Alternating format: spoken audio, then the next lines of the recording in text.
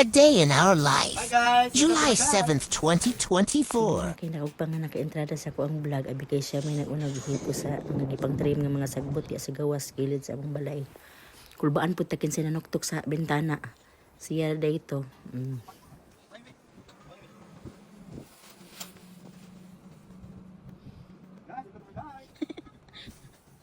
Aw kinahagap naman ako ang video dali nga nagtabang-tabang ko. Butngan tanig sounds unsa day ka? So dali sa New Zealand no kanang monthly or pila ka months gina-monitor gyud sila og trim dali ang mga punuan nga maporma siyang mura o bitaw gito si tawag ano ay nga. Ay sus maglambing-lambing kabulong lami na kay akong voice over. Ginoo akong gagmay na ipit sa dagkong bato. Agdagan-dagan aron ingno. Wala lang, stress talaga lang about sa life.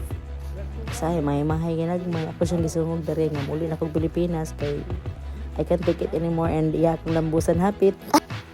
So balik ta sa akong topic ganina bi kung unsa mi ka kuan dere sa New Zealand bi. Lagot ako ba? Monthly or 2 months basta ginamonitor na siya og trim nga maingana siya murag gate. Ang kilid sa mong balay tanan-tanan walay gate dere panagsara maihapra. Sabot.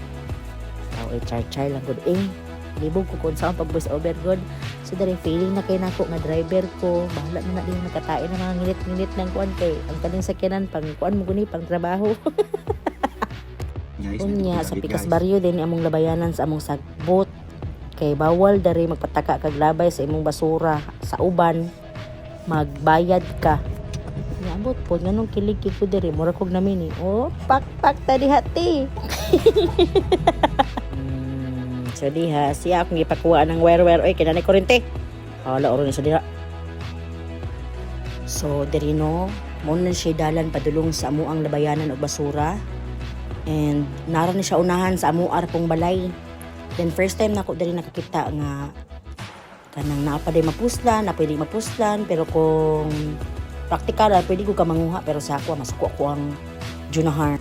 Kay lailahi jud may ninyag baruganan ako kung mahimo kung mapuslan pa gamiton pero siya maulaw siya mura pud sad nasa kuan NGS charing ing ani maglabay diri og basura pera kung dili farm ang farm ing ani siya na siya area sa labayanan and mao lagi tong gipasabot sa inyo nga sa uban dili ka kaing ani ka volume makalabay og basura magtipid jud kasi mong ilabay og pilian jud nimo ang uban mao nang naipanghatag nga mga gamit kay dili ka kalabay og basta-basta jud kay makabayad jud ka